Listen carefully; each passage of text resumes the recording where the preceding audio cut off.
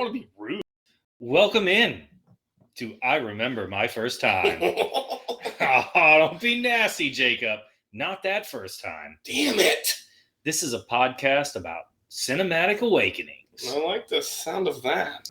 Where we talk about movies we love with someone who just popped their cherry to that movie. Oh, that's so delightful every time you say it.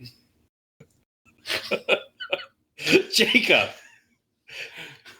are all the movies we do on this podcast going to be good movies? God, I hope not. Do we like shitty movies? We love shitty movies. Sometimes even more than good movies. Are we critics? Absolutely not. But do we love movies? Oh, we love the shit out of movies. And this week, we have a masterpiece.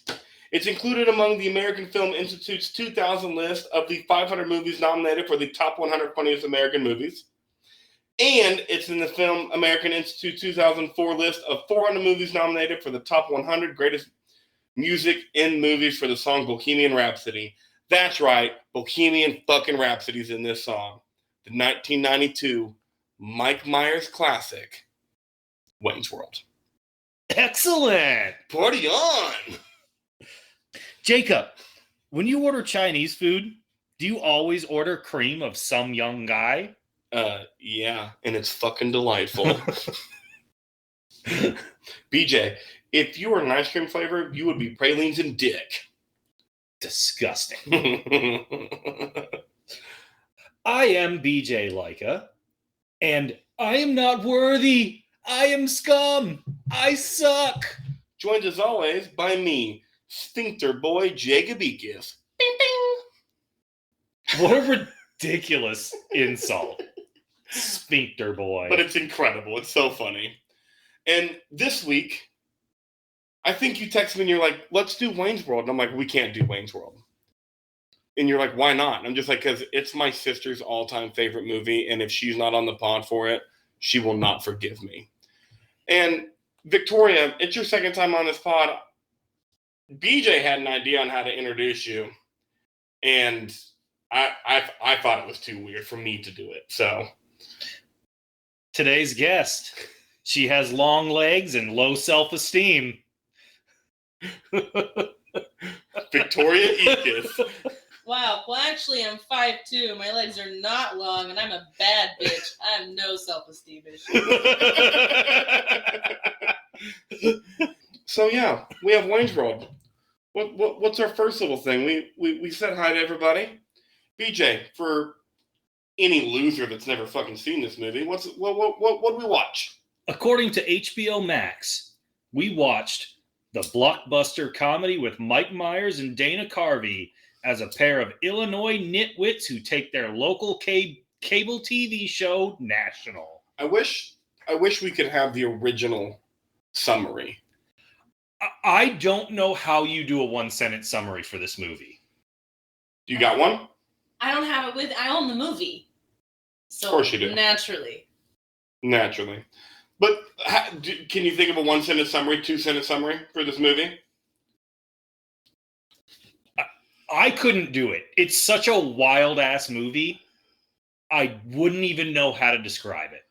Wayne Campbell takes his self-made sitcom, I don't fucking know. Because they don't go national. No. But he takes him to the big leagues and on cable TV. And saves his girl? I don't know. Either way. And gets a stone cold fox. Then loses her. Oh, you have the trivia on here. But she did all of her own vocals. That actually wasn't listed in the IMDb trivia, I don't think. It's only coming from someone this is their favorite movie. Oh, fuck yeah. The scores, BJ, please. 7.0 out of 10 on IMDb. Not high enough. 79% on Rotten Tomatoes. Not high enough. And 57% on Metacritic. Fuck the critics. Which I do think kind of that range of scores is really letting me know I may not be watching a great movie, but I'm going to be entertained by this movie. Sure. It could be great with those scores. But no matter what, I will be fucking entertained. So fair. What do you think Raj thought of Wayne's think World. Roger thinks Mike Myers is fucking hilarious. And I think he loved Wayne's World. 3 out of 4 stars, a thumbs up from Roger Ebert. Nice. I was shocked. Fuck yes. Knew it. Tell us why. I walked into Wayne's World expecting a lot of dumb, vulgar comedy, and I got plenty of that, but I also found what I didn't expect: genuinely amusing, sometimes even intelligent undercurrent. Okay. The plot, Sometimes he's really douchey. the plot is not exactly the point here. It's only a clothesline. What is funny about Wayne's World, sometimes really funny, are the dialogue and sight gags. The movie wants to be a laugh-a-minute extravaganza, but with slyer humor, more inside jokes and throwaway references, and just plain goofiness. Yep. That's why I love this movie. And I had to add this in here. A few days before Wayne's World was screened, I got a letter from my local cable access people advising me some of the real shows they run and asking me to have a look. I've already been looking, but my reaction may not please them very much. Okay. Raj over here throwing barbs at access cable TV. Jeez. Good review. Good review. BJ, Victoria, are y'all ready for the budget numbers? Victoria, do you happen to know? You know No, I do how not well know this the did, because I know it did very well in the box office. Yeah, this is the second SNL skit to be made into the movie. The first being the Blues Brothers. Was it the Blues Brothers? Oh yeah. Okay. Yeah. And probably the two best. Don't sleep on MacGruber, Yeah, but these are the two best. With box office too. And this killed it. So in 1991, the budget was $20 million. Today, that's $43 million. In 1992, on a $20 million budget, it made $183 million. Oh my god. Today, that's $392 million off $43 million. wow. Yeah. They definitely made their money's worth. I understand why they got Wayne's World 2. Yes. Like, how do you not? When you made that much money, I'm surprised there's not a third. Yeah. Like, that's why Mike Myers got to do 3 Austin Powers. So it's just like, this guy's a fucking genius. He's a douche nozzle. Oh, in real life? Oh, wait for the trivia. Oh, Okay. I Even back then, he was a douche nozzle? I start with the Mike Myers trivia just to get the awkwardness out of the way. Okay. It's awesome. I still want to meet the man. He's a fucking legend, but he is a douche Comedic nozzle. gold. Yes. He's so good at what he does. I guess we're getting into what we thought of the movie. I'll go ahead and start. I haven't seen this movie in probably 15 years. And watching it, I realized I have merged Wayne's World 2, and the SNL skits have all just melded into my mind. So it was basically like I watched it for the first time. Nice. Have you realized that you've been doing yourself a disservice for the last 15 years and not throwing this on once in a while? Yes, it's great. This movie's got to be thrown on once in a while. It's funny people being funny. It's super satirical. It's so late 80s, early 90s. It has aged to where it works as a satire for that era. Yeah. Yep. And it's also just aged in a way where it's incredible. Speaking of that, this movie is incredibly tame. That's on what we liked. Okay, I'll save it for that. But Yeah. that shocked me on how not even close to rated R this movie was. Yeah. Victoria, how'd you feel watching this movie for the, 57th time? Oh, God. 62nd? I don't even know how many times I've seen this movie. Fingers and toes only go to 20. She is my sister, so she not quite near like me, but this movie's probably in the 50 or 60 range for sure. Oh yeah. Minimum. I used to be able to recite this entire film. It's been so long since I've seen it that it was actually surprising the little things that I forgot. Cool. So I enjoyed it all the way through. I loved seeing what's his name from Married with Children? Ed O'Neill. Ed O'Neill, yes. Seeing him as the ice cream guy, Yeah. that was great. Shockingly handsome, I thought. Yes. Very handsome. I'm just watching this movie today in the coffee shop with my noise cancellation headphones on and just laughing my ass off because I forgot how great this movie was. And I saw it, I don't know, 4 or 5 years ago. I would say I turn this movie on every 4 or 5 years. Like, it was about time. And I forget how great it is every time. So great. Every time I'm just like, this is a fucking roller coaster of comedy. Love this movie. Straight up. What'd you like about it?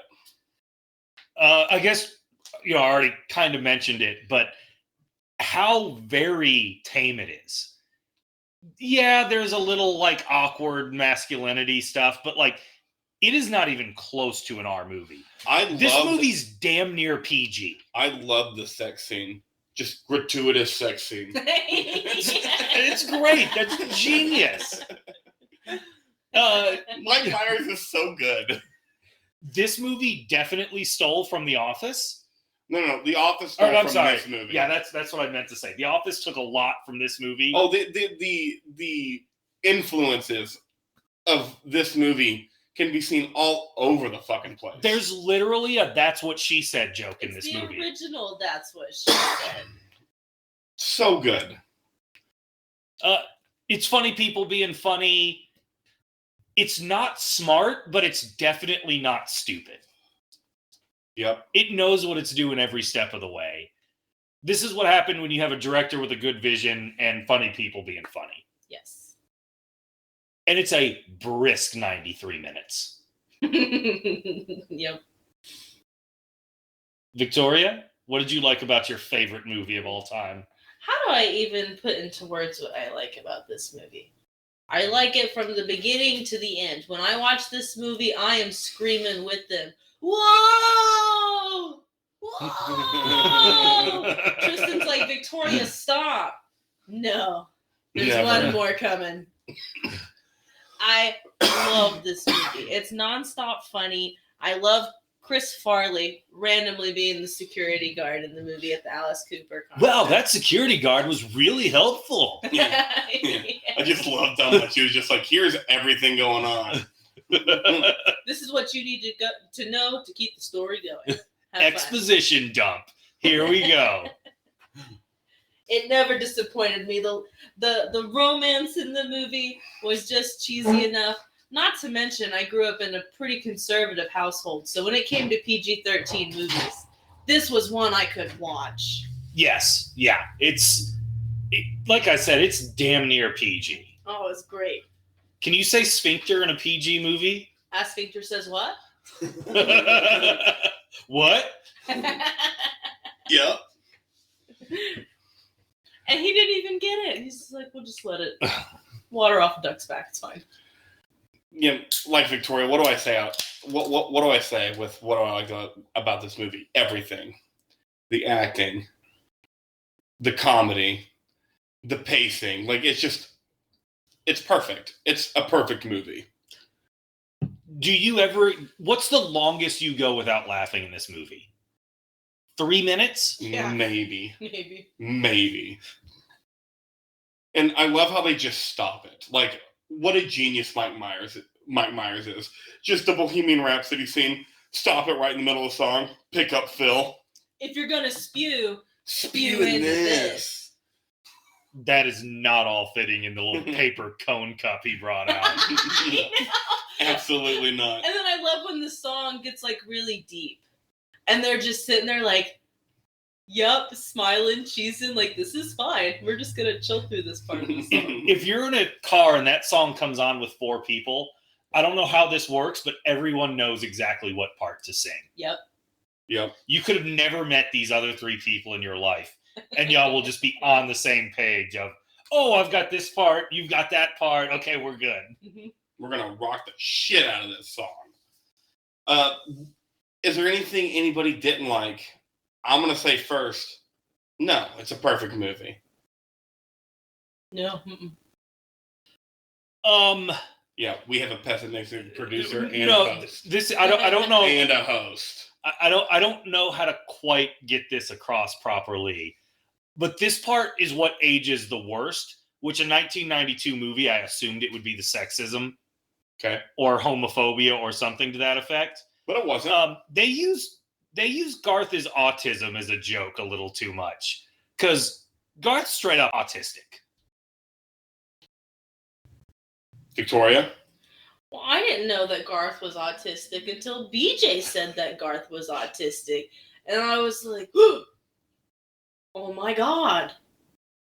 I guess so. It was just to a T. I was like, oh, damn. But I'd be laughing the whole way through. Now I kind of feel bad. I'm going to defer to y'all's judgment because I'm not a psychologist, so y'all go ahead and rock those opinions. But Garth was my favorite character at the same time. Yeah, Dana Carvey's incredible. Yeah, Dana Carvey's a comedic genius, too. He's great. So was it a good or bad movie? It was neither. It was fucking great. It's a great movie. Awesome movie. Great movie. Fucking great movie. Awesome movie. You heard it here first, folks. Like, if I'm sad, I watch that movie, and I'm not sad anymore. Yeah. Like, I didn't get to watch it with Nema, but Nema was like, am I going to enjoy this movie? And I'm like, yes. Everyone's going to enjoy this movie. Every single person. Before we leave this segment, I know none of us remember our first times, but the best bit of non-movie trivia that I have about this movie is my sister has the gun rack that... Sally, is that her name? No. No, what is her name? I have it written. It's Laura Flynn Boyles, the actress, from the hit television series Ally McBeal. It's on the tip of my tongue. Stacy. Yes. Victoria has the gun rack. Does she own What a is it? gun? No, she does not. She does not own a gun that would necessitate. No, I'm supposed to say that. Go ahead.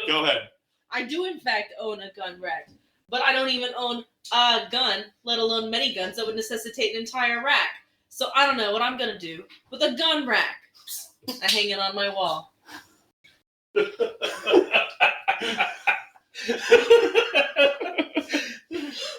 Best bit of trivia that's not about the movie that I have. With all these stupid comedy movies, there's always a part that makes you laugh more than you should. For me in this movie, it was the ridiculous haircut that Garth's dog had. Oh, yes! The little Bon Jovi haircut he gave that collie. Wasn't that funny? What is it, girl? Laughed my ass off. What does he say? How does he interpret what she says? Wayne just got abducted by aliens? What does he say? Oh, no, Wayne's out front. Oh, okay. Sorry I misheard you. He's so sincere. Victoria, what was your part that is funnier than it should be? Oh, the green screen, definitely. Oh, Definitely. we could go to New York. We'll go to Texas. Howdy, partner. Ready to rope some Broncos? Or be magically whisked away to Delaware. Hi, I'm in Delaware. It's my favorite. Mine was the first time we meet the police officer. A pork product of some Do we type. smell bacon? Or some kind of pork product? The one-liners in this movie are just fantastic. I just love the police officer. Like, I remember saying the same shit to cops. I loved their friendship, the cops. Yeah. Sorry about your show. It was pretty good. I mean, not that I ever watched it, but And then he just enjoyed the cavity searches a little too much. Before we leave this, I mean, if you ran across Rob Lowe at that age, I would have cavity searched him too. Oh my god! What a fox, man! What a fox! How many people do you think feel guilty that watch this sex tape and were just like, God, he's so hot? No one. Rob Lowe would have showed us his dick. He would have. Yeah. You know who didn't? Michael fucking Douglas. Every time. I bet Rob Lowe has a hanger like Benny Affleck. Oh my god. So the scene where Wayne's ex-girlfriend tries to patch up the relationship, yada, yada, yada. With the gun rack? Yeah, with the gun rack. Mike Myers once dated a girl who apparently broke up with him due to his preoccupation with comedy. A week later, after some thought, she tried to reconcile by buying Mike a gun rack. To her, this was an absurd joke that she had hoped Mike would appreciate. He didn't, and the two remained apart. When the movie was released and Mike's ex viewed the movie with her new steady boyfriend, she was mortified not only to learn that the gun rack antidote had been written into the film, but also she was shocked to see that the main characters referred to the Stacy character as a psycho hose beast. Sometime later, Myers telephoned his former girl, attempting to apologize for including a very detracting version of her in the movie. Oh. Wow. But it was incredible. That's awesome. Had to say that before we left that. You being such a big fan of that scene. I'm so And glad having a gun rack. The gun rack. But now we're on to...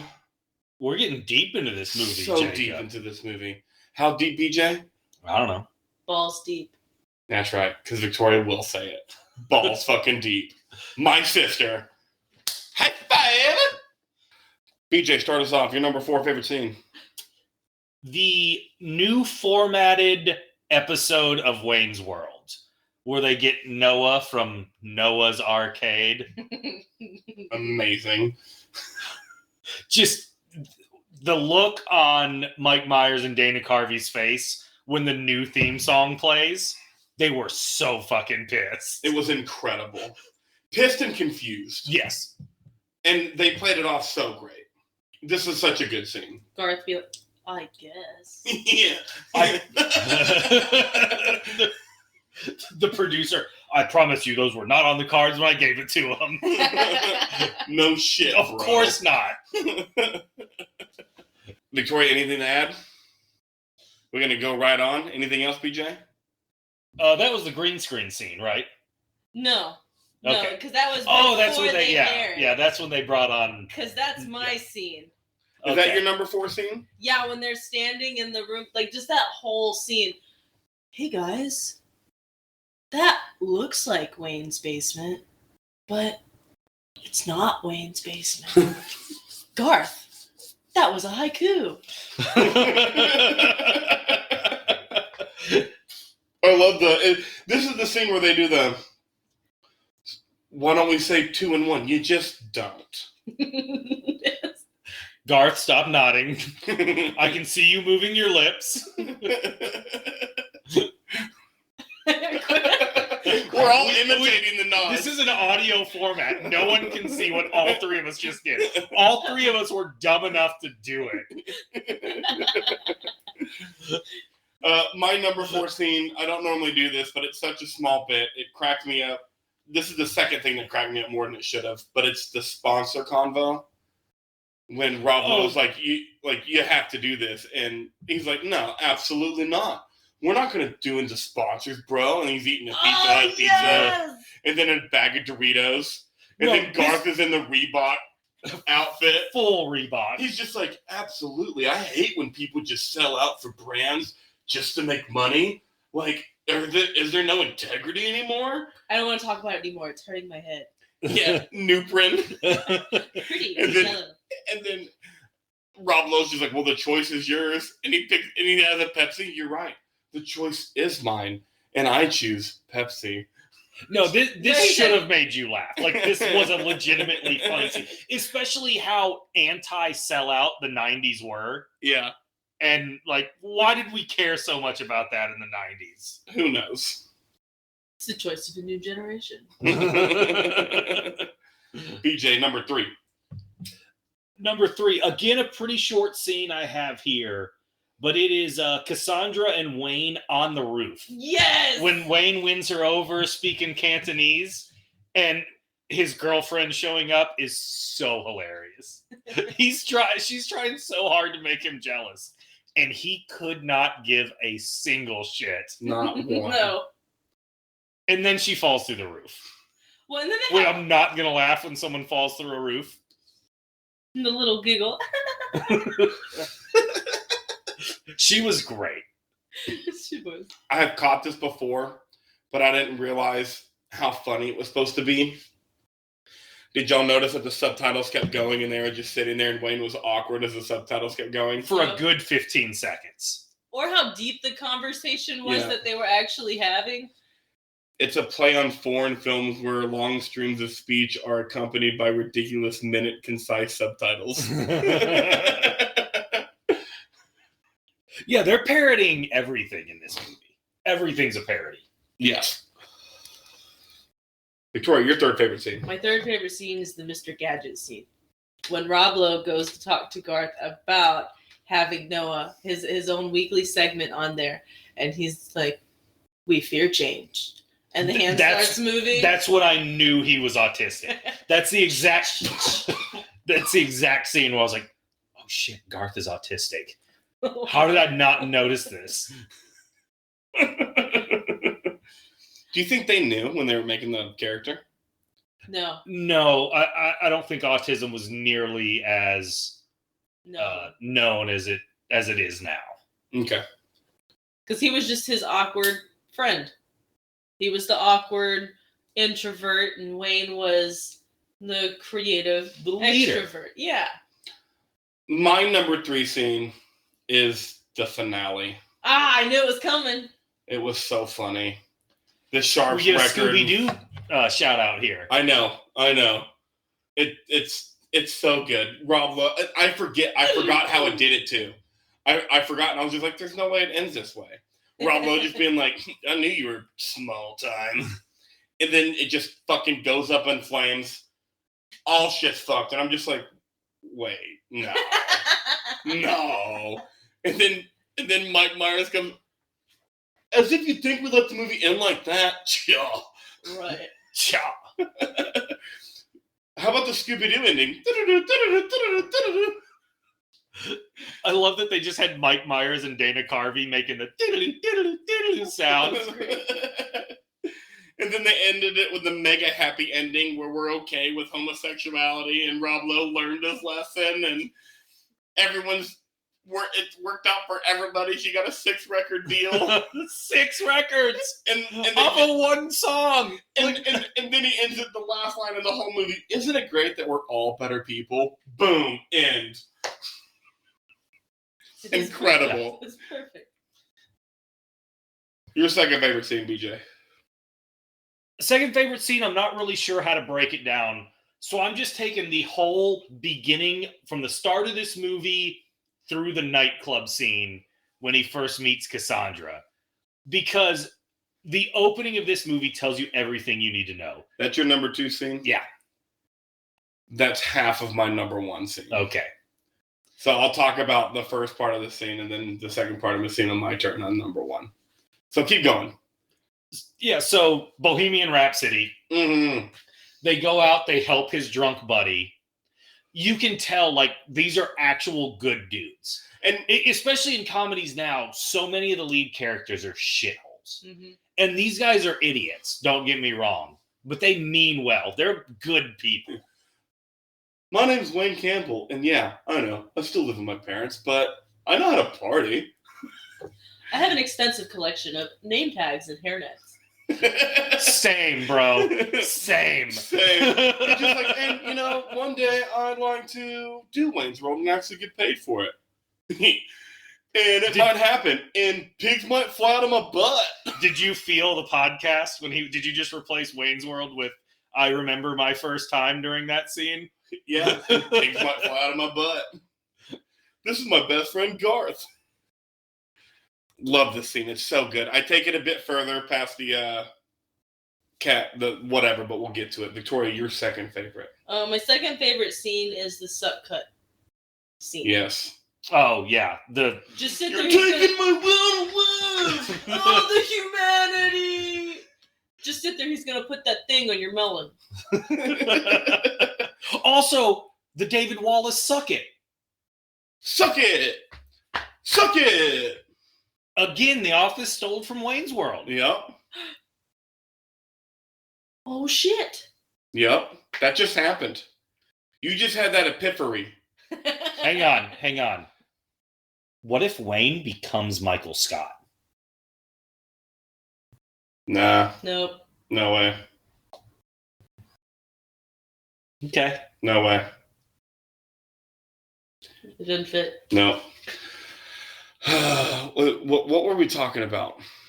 The suck and cut. Yes, that scene, incredible. It was awesome. Yeah, and you get introduced to Wayne's world. But it's actually that whole first scene. Yeah. Like when they cut the scene, they're finished with the show, and their equipment smashes it with the hammer. Makes us hitting it with a wrench. Yes, the wrench. Like, this is great. My number 2 scene. I started with the Milwaukee montage. Milwaukee.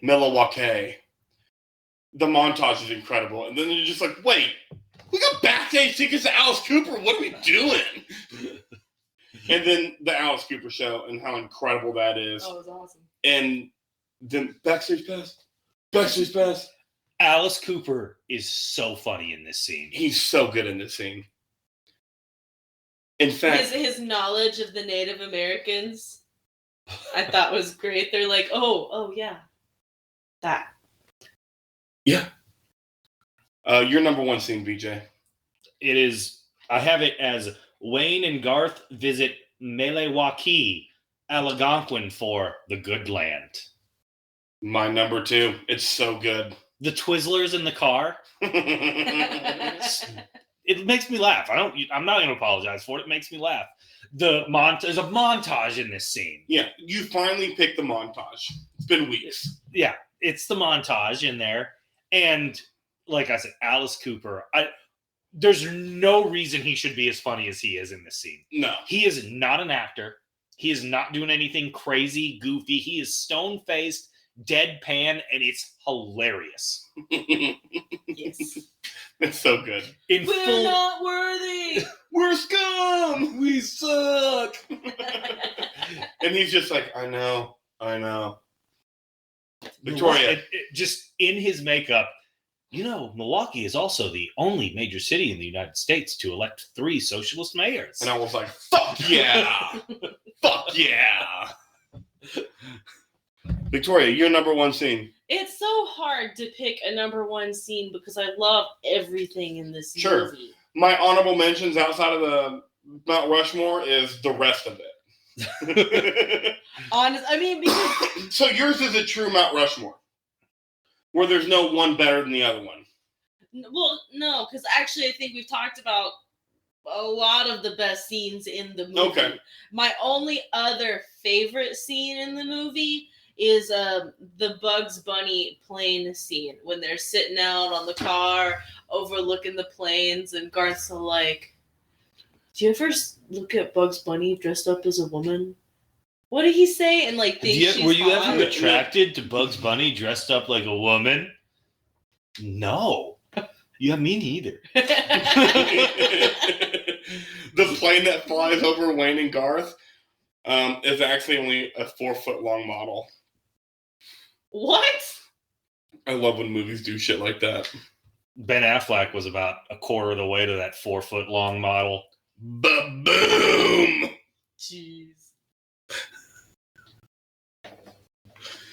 When in that scene, the comment was ad-libbed by Dana Carvin while waiting for an incoming plane to finally come into the scene.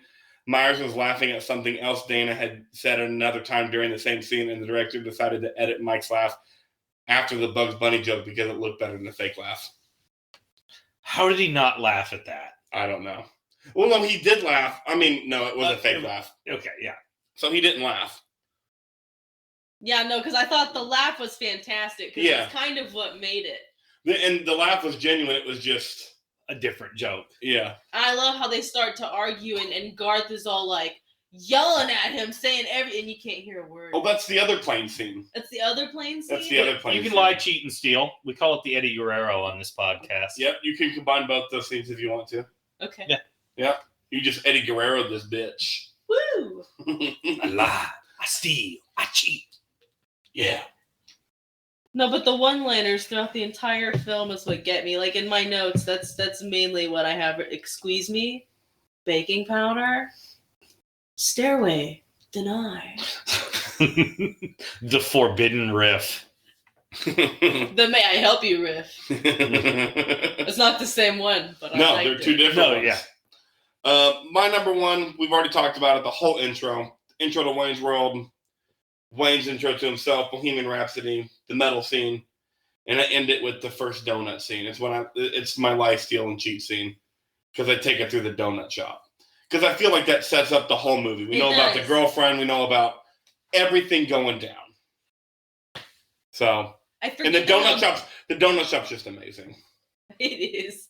You have the police officer scene. You have Al Bundy, or what's his name? Ed O'Neill. Ed O'Neill. He's fantastic. He's awesome. Just sitcom gold with that man. Watch Modern Family if you haven't watched it yet. Oh, It's so much fun. So much fun. But I like how what is it? Wayne? We get the gun rack combo. Yeah, Wayne looking at his dream girl. Is that what you're gonna say? No. Okay, go ahead. And that was Garth. That's what I meant.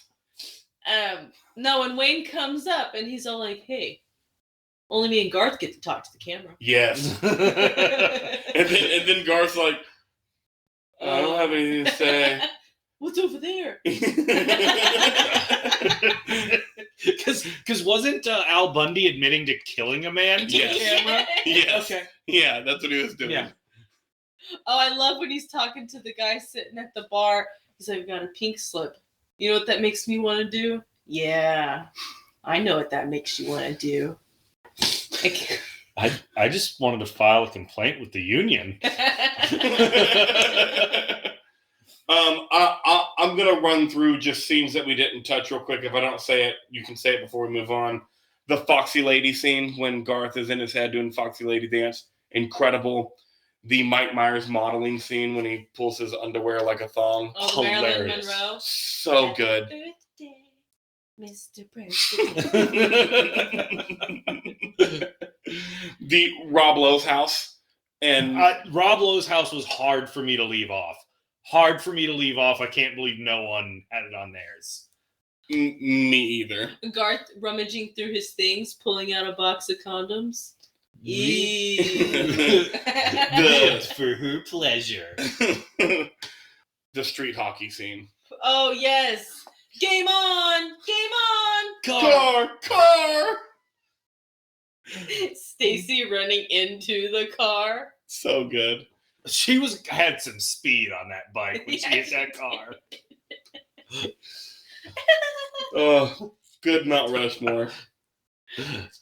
Good Mount Rushmore. Stop it! You're scaring me. Garth, marriage is punishment for shoplifting in some countries. Just some of my other favorite one-liners. Thank you. She scores incredibly high in the strokeability test. Oh, she's a babe. Swing, Yada, yada, yada. Ooh. So cartoonish. Like, this is waiting for his eyes to go, woo, God. So many great stuff. You can't even list it all.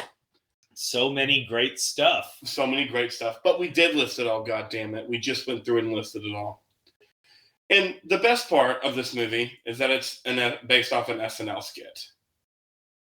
BJ has a thing about SNL that he's never told anybody but me. Yeah, I have a theory, and I call it the SNL theory. And basically, it is everybody thinks whatever SNL was on between their ages of 12 and 16 is the best SNL, and everyone thinks the new ones suck. The new ones don't suck. They had all the HBOs. Every SNL, there's 2 skits that are funny, maybe 3, and Weekend Update's funny. That's the way it's always been. That's the way it always will be. So the SNL theory is everybody thinking that their favorite is the best. And it's like, no, you were just at the age where it worked for you. And let me tell you, I've watched SNL since BJ has told me this theory, and he's 100% right. I've actually thought this outside of this theory. Nice. Just Yeah. not even the theory itself, but like, God, SNL sucks now. people are like, cars were better in the mid 2000s. No, they fucking weren't. You were just 16 in the mid 2000s. They weren't better. No. Oh, the best era of wrestling is John Cena. No, it's not. It's the Attitude Era. Because I was fucking 10 when the Attitude Era was at its peak. I think wrestling's a bad example because the Attitude Era is the best era of wrestling. It was still PG-13, and there were so many top-billed talented wrestlers. There is now, but it's not PG-13 anymore. There was blood, and there was shit you could say that you can't say no mo. I don't know. I'm pretty sure I heard Paul Heyman claim he was going to fuck Cody Rhodes' wife. That's true. I heard the same thing. You sent it to me. He's like, what the fuck did I just watch? And of course, your SNL theory would include a wrestling segment at yours truly, IRMFT Pod. What do we got next? Character breakdown. It's called Wayne's World. We got to start with Wayne, right? Got to start with Wayne. Jacob, what'd you think about Wayne? I forgot his last name. Oh, Campbell. Campbell. Mike Myers is a genius. Wayne was incredible. I loved all his mannerisms. I loved his one-liners. I loved how he interacted with the camera. It was so genuine. Which I feel like would have been hard to do in 92. That hadn't been done before. Yeah, The Office has done it since because it stole so much from this movie. Sure, but in 92, and even after 92, nobody really picked that up. Just incredible. Wayne's incredible. Victoria, anything? Oh, I love Wayne, but I thought Wayne was great all the way through. He was really funny. Yep. Okay. Mike Myers, funny guy. He can carry a movie. He carries the movie. Well, with that being said, he didn't carry it completely because you had our guy Garth. Yes. Garth is fucking funny. Oh, so hilarious. For such a small guy, Dana Carvey has incredible physical comedy. Yeah, that's usually a role set for the big guys. But his physical comedy is out of this world. Oh, I forgot about a scene. Oh my gosh. Does it include Garth? Bring it up. Talk about it. When they go to when they see Crucial Taunt for the first time, and the guy with the hair is like, "Get out of my way, dweeb," and he comes back. What are they? He's got a car battery or something. Battery. He just electrocutes the guy And then it was kind of making fun of old westerns with the tricks he was throwing it in between his hands. He just tossed it in between his hands. He didn't do anything. So cool. But yeah, so I kind of take offense. Mike Myers didn't carry the whole movie. Dana Carvey, he did his fair share. For somebody who barely talks, it's such a good performance. Yes. Did you like his dip lip through the whole movie? Yes. I wonder if is he dipping or is that just his? No, he's not dipping. He just has dip lip? He just has a dip lip. Dana Carvey stated in interviews to promote this film that during its theatrical run that he developed severe pain in his jaw due to Garth's underbite, and that he spent his nights after filming with his head wrapped for the day with bags of ice held to the sides of his face. No way. So he was just holding that in the whole time. Oh, man. Yeah, doesn't that hurt your jaw just thinking about it? Yes. Commitment from our boy Dana Carvey. Isn't that special? Had to do it at least once. Cassandra. We didn't go all the way around with Garth. Sorry. Yeah. Go ahead. Okay, so I really liked Garth's character throughout the movie. Actually, this is what I wanted to say with Wayne, but it fits with Garth. Wayne is someone that I can relate to on an extrovert sort of scale. Awkward, inappropriate, whatever. But then you have Garth, and he's who I kind of want to be like when it comes to being funny. Because he's just inherently funny. And I loved Garth throughout the movie. Okay. Yeah, his physical comedy is just inherently funny. Yeah. He doesn't have to say anything, and you enjoy it, and you laugh. That's 100%. Why he was the master of disguise. Master of Disguise. Do you know what the Rotten Tomato rating is for Master of Disguise? Oh, can I guess? You can guess. Is it 46%? Lower. Lower? A lot. So just go ahead and try to guess closer. 17. It is 1%. No. 99% of people don't like that movie, and 99% of people are wrong. I don't know if they're wrong. They're but wrong. it's not They're that wrong. bad. It's not that bad a movie. Is it They're because wrong. it's like kind of offensive? Is it offensive? I don't know. I hadn't seen it. I mean, he plays an Indian guy for a small portion of it where he seduces the snake. Yeah, but when this movie came out, I was not worried about what was offensive. No. Anything else about Garth? I just love Dana Carvey. He's so good. Cassandra. Honorable mention for the Mount Rushmore of women we've done so far. Yeah, she's a stone cold fox. She's just fantastic. Yeah, and she sounds so good singing. I'm so happy to know that she did her own vocals because she sounded fucking incredible. I kept looking for it because I was like, there's no way that's her vocals. And I kept looking and I was like, No, if that's not, she is dead on with this. She's so good. And her acting is so good too. Where'd you learn your English? The Police Academy movies. That was a bad impersonation, but I tried. You were not the black guy from the Police Academy's movies. I was not, no. Just some bald white dude. Anything else about Cassandra? She was great. She was Played a perfect love interest. I Our boy it. Rob Lowe. Great shit heel. Yes. Right off the heels of his sex scandal tape. Where he had sex with a 16-year-old. No way. 100% he did. But this movie came right off the heels of that. And just incredible. Right back up on the map. Is it hard for you to see him as this and Chris Trigger? No. He can do both. He's versatile. I see a lot of similarities between the two, too. Yeah, one's just a shitbag. The other's... Correct. You'll have to remind me. Parks and Rec.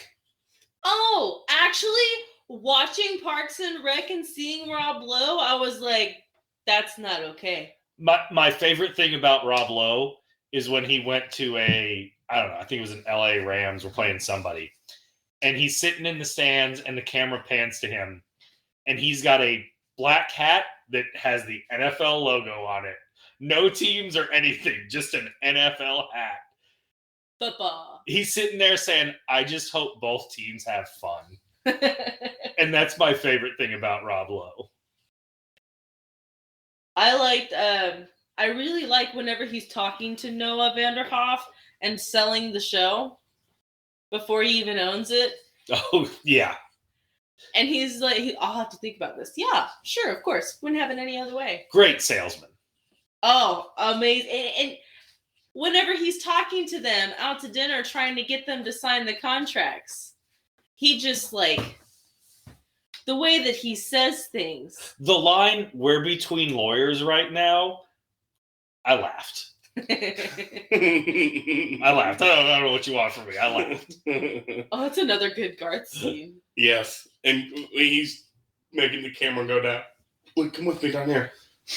Have you ever seen that episode of Twilight Zone? Everyone picked their favorite side character. Victoria, it's your favorite movie. Pick your favorite side character My first. favorite side character. Jacob, go first. We'll give her a little time to think. It's the I Love You Man. There you go. That's a good one. Who's the I Love You Man? Oh, He was okay, in the band, and the I Love You he Man, told everybody he loved them, and they were like, thanks. Yeah. No. Garth only said thanks. Everyone was like, I love you too. No, you don't. Not like I need you to. It's either him or the spew into the cup, this guy. Phil. Phil's mine. Because they're in the mechanic shop. He's like, what is the place called? I don't remember. Where they went. And Wayne's like, yeah, man. We were there. Like, we took you there. You were with us the whole time. Phil's my favorite side character. BJ? I know what it is for BJ. Al Bundy. Oh, never mind. What do you think it was? The producer. Oh, I thought he was in it a little too much. Okay. Yeah. Ed O'Neill was great. That man had demons, and he was fighting them. All right, guys. Are y'all ready for an incredibly long trivia segment? Yes. Like I said, incredibly long trivia segment. Y'all ready? Let's go. I'm going to start it off with Mike Myers trivia just to get the awkward shittiness out of the way. Okay. Because BJ, Victoria knows, but I might make you less of a Mike Myers fan. Doesn't matter. He's so good. As long as you don't sexually harass and rape people. But don't be racist and don't sexually assault or rape people. And whatever. Like, if people are willing to deal with you, I'm going to enjoy your talent. It was his feature film debut. What's that mean? It was his first film. When was So I Married an Axe Murderer? After 1992. So fair. I mean, that's kind of where a lot of people get their start is on SNL, right? Yeah.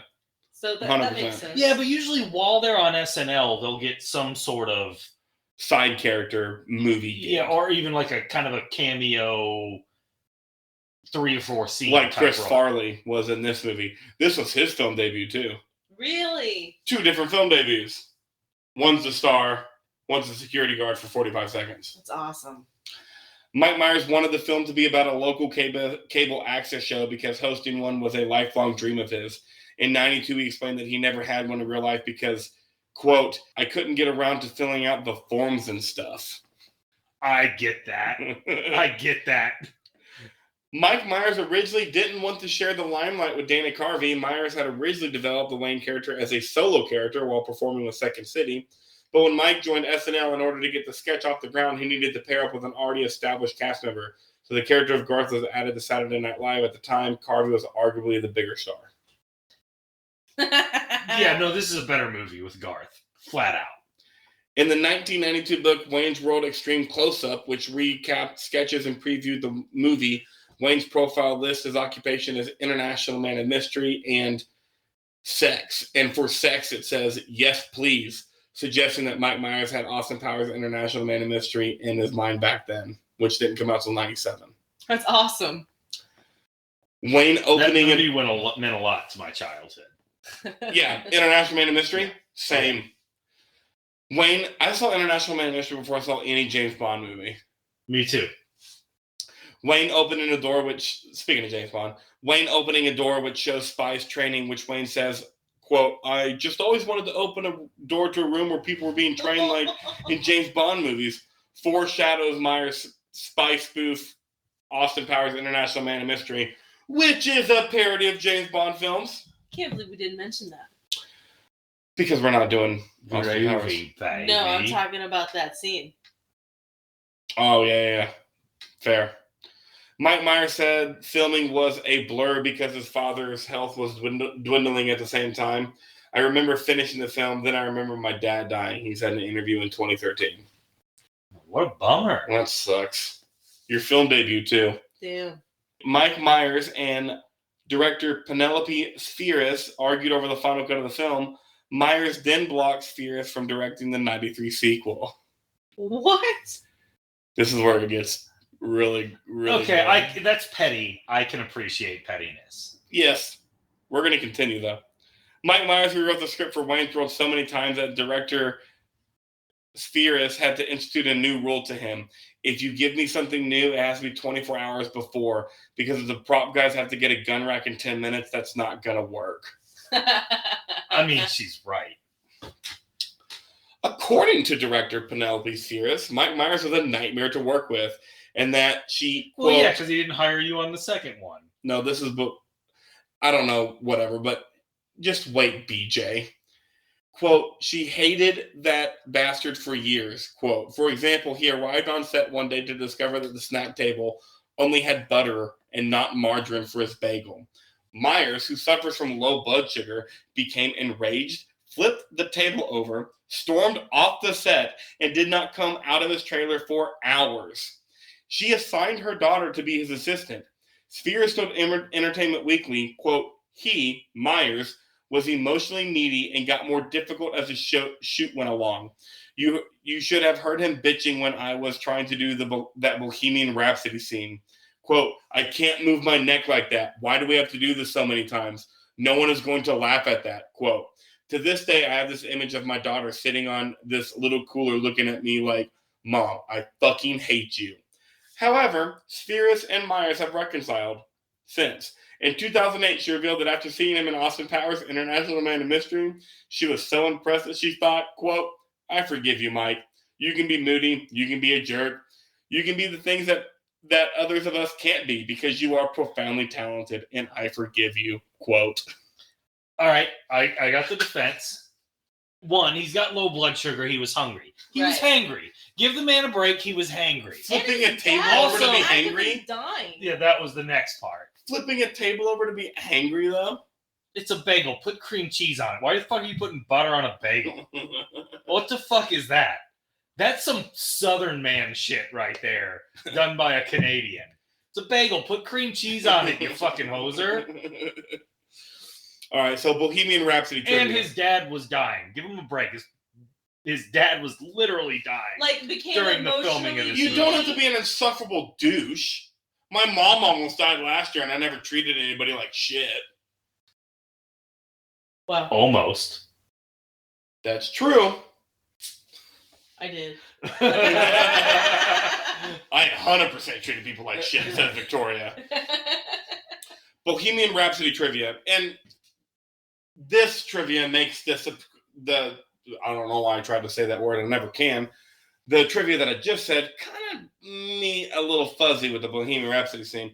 But Mike Myers fought for the inclusion of the Queen song, Bohemian Rhapsody, but Paramount and film producer Lorne Michaels rejected it at first. The studio reasoned that the rights were too expensive, while Michaels said that the song was too old. He suggested Guns N' Roses' Welcome to the Jungle because it was more current. Myers threatened to quit the production if he didn't get what he wanted, and eventually the studio gave in to his demand. You know what? That's a good move. But then he bitched about the scene? I got more on the scene. It's coming. So that's I think I know why he bitched about it. That's a good move because that would have been the second best Guns N' Roses in a car singing along scene in movie history. What's the first one? Step Brothers.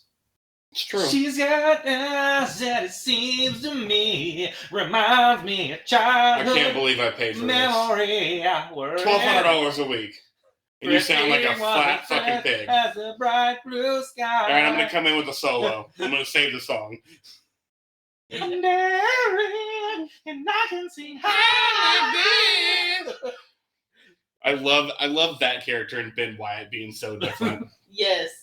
The film is credited with reviving the popularity of British rock band Queen in the U.S. through its use of their 75 song Bohemian Rhapsody. They had dropped in popularity throughout the 80s in the U.S. and hadn't even bothered to include the country in their final two international tours. This film caused the song to become a bigger hit in the U.S. chart than it had been the first time around, peaking at number 2. Unfortunately, Freddie Mercury didn't live to see the song's renaissance as he passed away just a few months before the film's release.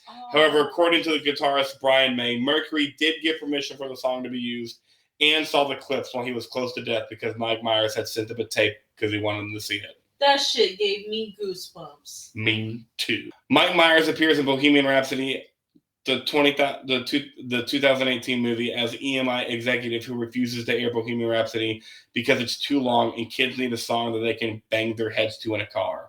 This is a nod, of course, to the scene in Wayne's World where Wayne and his crew are singing that song in the car. Additionally, the inclusion of Bohemian Rhapsody in Wayne's World was responsible for Queen's resurgence in the U.S., which I just said, so I wanted to yell it. And the song is still timeless. Yep. Like, I'm in the car listening to Bohemian Rhapsody. I believe it was just voted the greatest song of all time.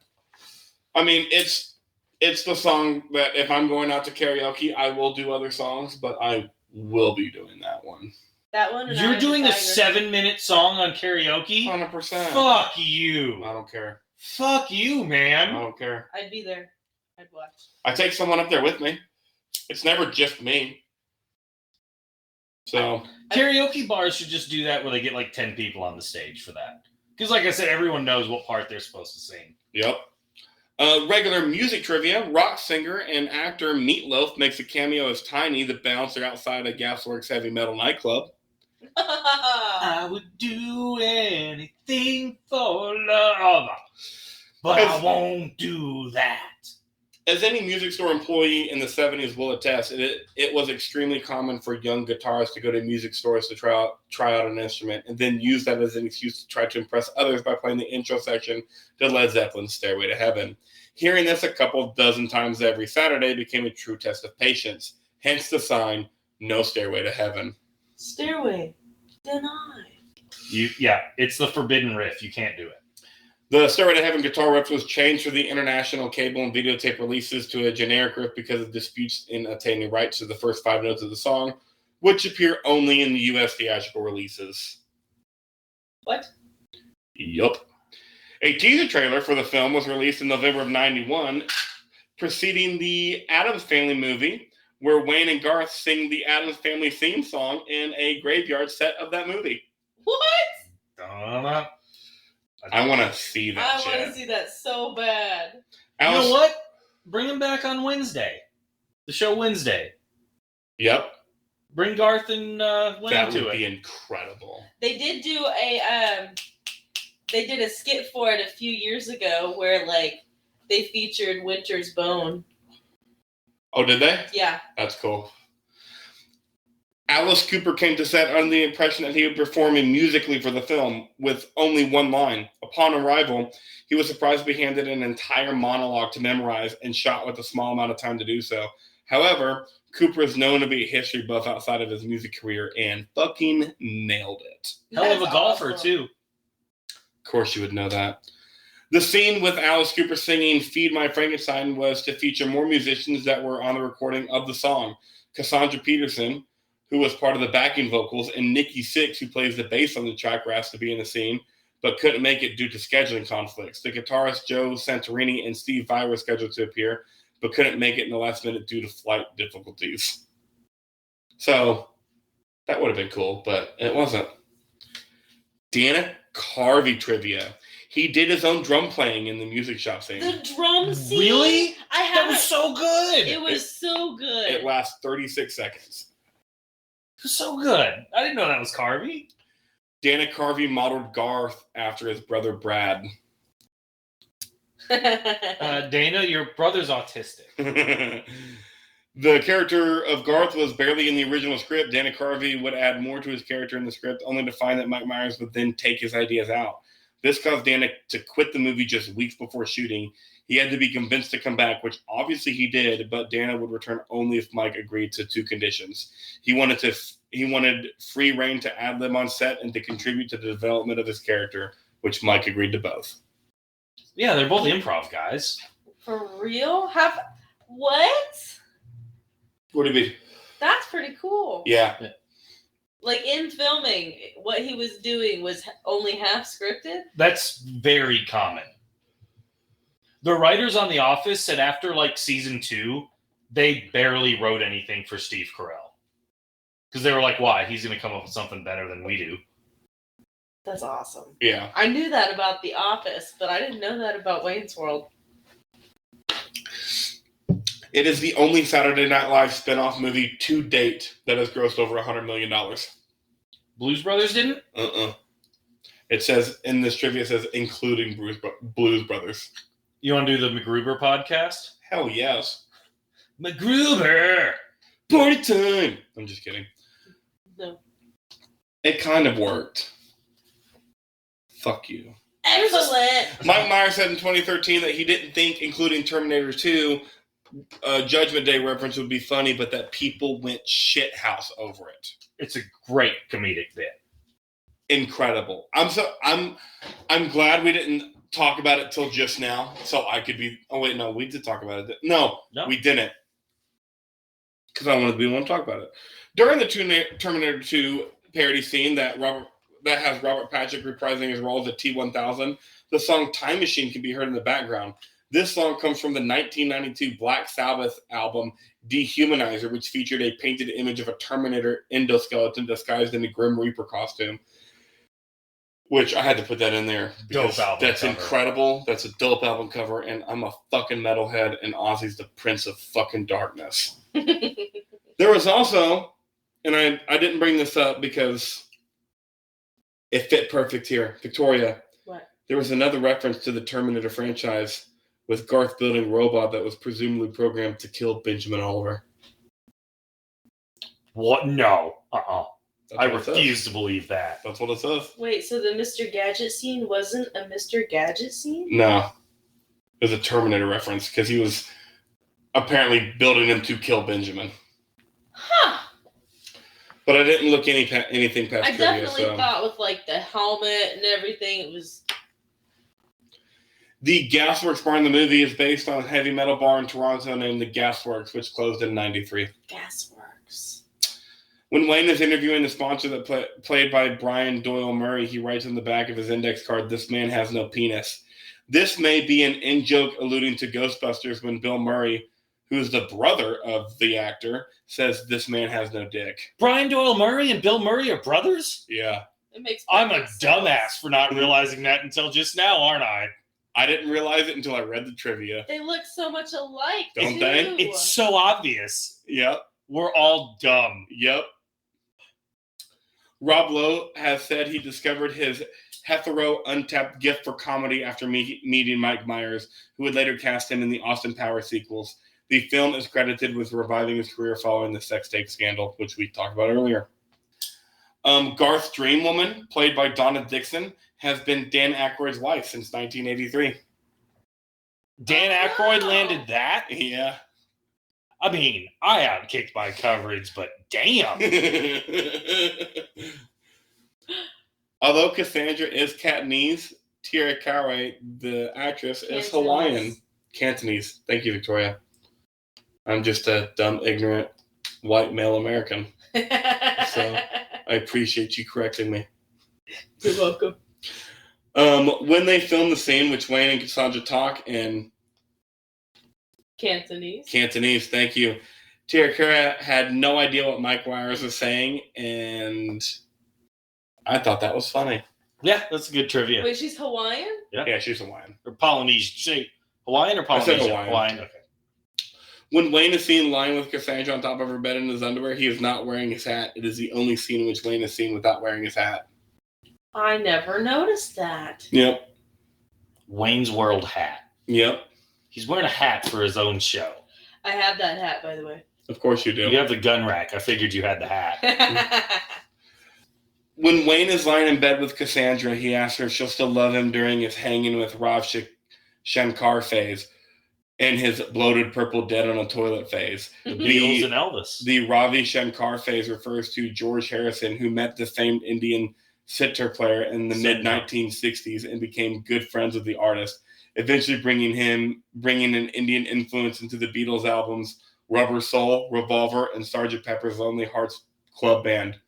And, of course, the dead on the toilet phase refers to Elvis Presley, who died of a heart attack after too many pills and alcohol. Way too many pills. Also, I watched the first episode of Agent Elvis on Netflix, and it's pretty good. What the fuck is Agent Elvis? It's Elvis, played by Matthew McConaughey. And all right. He's an agent. His sidekick's a monkey. I'm an agent. My sidekick's who a loves monkey. violence. And his Horns, other baby. sidekick is Johnny Knoxville as a white trash dude. I keep getting older, and Johnny's hair keeps getting whiter. All right. It's incredible. Wayne Campbell's uniquely American slang proved a challenge for translators into foreign languages. Wayne's line, "and monkeys might fly out of my butt," was translated into Spanish for Latin American audience as "when Judgment Day comes." That's not near as funny. And then to end our trivia, the scene with Wayne and Garth talking on the hood of their car was the last scene filmed. Since everyone was tired and just wanted the movie to be done, they ad-libbed the whole thing. Respect. That's awesome. It's that magic mistletoe, guys. She can't help it. Shit grows all year long. It's fucking wild. I'm pretty sure no one's listened to that podcast. I don't give a shit. It's a funny fucking bit. Movie impersonations. BJ, what do we got? We got Wayne himself. You're our honorary starter of movie impersonations, so please do your best Wayne impersonation. So, guys, I know I told Garth that I wasn't attracted when Bugs Bunny wore a dress, but Lola Bunny in Space Jam, showing as if. It's not great. It's But not great. It was pretty good. It's not great. You took the Bugs Bunny away from both of us, so neither one of us can do the Bugs Bunny bit. Facts. It was good. Victoria, All right. You want to go next, or would you like me to go? Oh, goodness. You go ahead. What up, guys? My name's Jacob, and I have this wicked cool movie podcast that I'd love to get paid for someday. But that probably won't happen, and I'll probably just end up watching a bunch of movies and talking to my fucking buddy BJ. But, showing. We talk about a lot of stuff, and I love movies. There was way too much Michael Cera in there for some reason. Was it? Okay, well. I don't know That's why. what we got. Victoria, did you even want to go, or did you want to tell us who did the best one? I think I'll vote because I think I did my impersonations throughout the entire podcast. Sarah.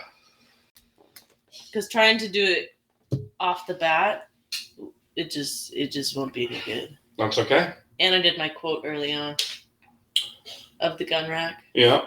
Yeah. So who did the better one? Oh man, this is a tough decision because you both did very, very well, but you took it in two different ways. Mm-hmm. You got to choose. And one of us. We're not making you do an impersonation. You have to choose. One of us will hate you. Forever. Yep. Forever. Forever. I feel like a diamond from the pressure I'm under. I picked. Do you ever feel like a plastic bag drifting through the wind, wanting to start over again? Didn't I show you that song? I don't know. I know Mima did.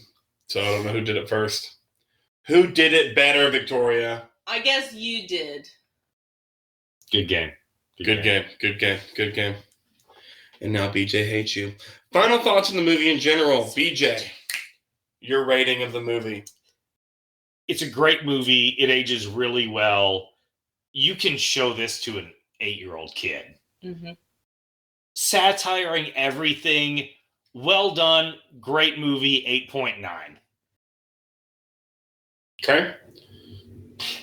Victoria, what is the rating of your favorite movie of all time? Oh, this movie obviously gets a 10 out of 10.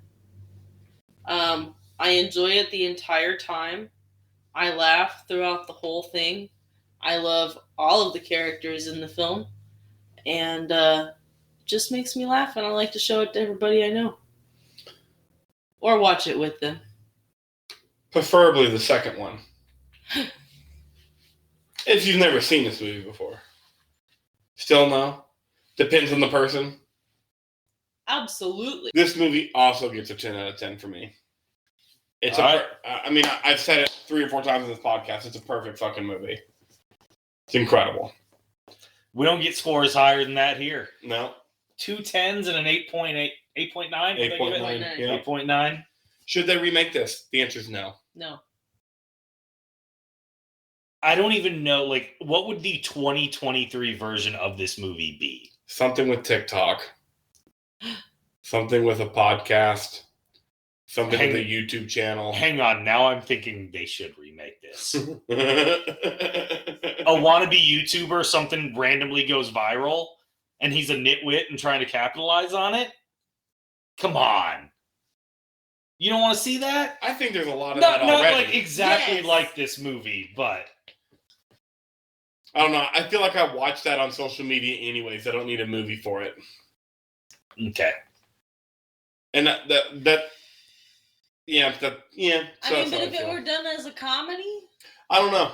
Maybe it could get done. I'm sure nobody thought this was going to be as funny as it was. I just don't think that they could do as great of a job. No, they couldn't, but... You have Alice Cooper, the cameos, But you wouldn't see a 3-season Netflix show of just somebody who happened to go viral on TikTok and wasn't. If we're talking about a streaming TV show, then maybe. Especially if you're doing like Canadian TV shows like Letterkenny where they're 18 minutes. Yeah. I don't know, but for somebody like me that doesn't like sequels, remakes are like right there with them. Oh, get over yourself. Good and bad reviews from IMDb. How were they this week? They were bad. It was hard to find good ones. Really? But I have a couple one-liners. My first one, titled Sweet, 10 out of 10. I like the bit where he explained all the champagne is French. This movie's educational. The other one, titled It's a Classic, smiley face. Party time, rock and roll, and if you build it, they will come. They got their movies mixed up. But I knew you'd like that being a baseball guy. Field of Dreams is kind of mid. I can't fucking please you. You're like it's like we're fucking married after 49 episodes. It's gross. You want to file jointly on our taxes this year? Maybe. Depends if we make any money from this podcast. Y'all should share this with people, is what we're trying to say. Because we like money. I will hawk Doritos on this podcast if they pay me. Yeah. I'll wear Reebok even though they're just in Walmart now. I don't care. So much better of a brand in the early 90s. Now they're just Walmart. Love it. All right. My actual 1 out of 10 review, or 10 out of 10. A total party from minute 1 to minute 111. You will laugh. You will cry. You will hurt. You will hurl. And you should never take this film seriously. Critical appreciation is for sphincter boys. Oh, I get it now. But this film takes general spoofery to an absolute maximum, as only Mike Myers and Dana Carvey know how. Yeah, sure, they throw in a bit of a plot, but it's all tongue fully wedged in that cheek. No, not butt cheek. And if you love Mad Magazine, then you will love this one. It's about 2 teenagers. Boy, this review is old. Right. It's about 2 teenagers, Wayne and Garth, who live a life of partying and have their own television show when bad guy Benjamin decides to exploit the show. The good guys, of course, save the day in the end. Look out for cameo roles by Meatloaf, Ed O'Neill, an intellectual Alice Cooper, and supermodel robo-babe Donna Dixon. It's nonstop laughter. You will be blowing chunks from start to finish. Party on! So he's welcome on the pod, or they're welcome on the podcast anytime. Clearly. Yeah. Hands down. Are they teenagers? Yes. No, they're not. No. No, I know Mike Myers and Dana Carvey aren't, but they are late teens, early 90s. Or sorry, late teens, early 20s. I think they're in their mid 20s. I didn't add it on my trivia. I don't know why, but you're not embarrassed to still be living at home at 19. Okay, then they're in their early 20s. But Mike Myers is 29 and Dana Carvey is 35 at the time of filming, and they're playing early 20s. 100% they are. I read it in the trivia. If it's true. Okay, if it's true. And early 20s could be 24. I guess, but Max. I mean, Jonah Hill is 23 and Superbad playing 18. Like, yeah, no. Hollywood does it. I'm not talking about the actors. I don't care about that. Yeah, but Jonah Hill could pass for 18 in that movie. But it didn't matter. They were spoofing everything anyways. Who cares how old they are? Because I don't think you're showing up to the rock bar and high-fiving everybody that knows you when you're 22. I think they're in their mid-20s. Trivia told me early 20s, so who cares? Mark gave us our bad review. He's from Amazon. I try to go IMDb, but there is a total of 2 1-star reviews. As well there should. 2 2-star reviews, 1 3-star review, and why would I look any higher? None of them are good. So Mark, 1 out of 5 stars, titled Worst Movie Ever. Worst movie ever. I only wanted to see it because I live in Aurora, Illinois, to see if there are any shots filmed here. Not one. Waste of my time and money. Wow. What a great reason to watch the movie. He said not one. And he knows Aurora, Illinois so well that he would know immediately. Yeah. If a shot was filmed. Just like, nope, fuck it. This movie sucked, asshole. And now, the question of the pod. Should people watch it? Yes. Of course. I mean, it's a 10 out of 10 movie. They're missing out if they haven't seen it. You watch every 10 out of 10 movie. And this is a comedy where I don't want to say it's for everybody, but it's for 99% of people. Like, if you're looking to watch a comedy, this is it. Yup. That's it. That's it. We did it. Wayne's World. Woo! Victoria, thanks for being a part of it. Thanks for having me. You had to. I mean, I had to. There was no way I could do this without you. I did Anchorman with David. It would just be unfair. And I'm glad I watched this movie for the first time in 15 years. Yeah. It's all. I don't think I'll go 15 years without watching it again. I know you won't. It's an incredible movie. It's so fun. Follow us. We're on Twitter, Facebook, Instagram. We have a Reddit that we don't use. At IRMFT Pod. You can also email us at Gmail. Who's checking that? I forgot we had it. Not one person, but you can email us. What if at some point we might look at it? What if the Rob Lowe of real life of podcast emailed us to give us $5,000 a piece for this? We would take it. Yeah, but how do we know? We haven't checked our fucking email. $5,000. Which today is around 11 grand. We're in between lawyers right now. Check back with us next week. We don't know what movie we're doing. We'll see y'all then. Bye.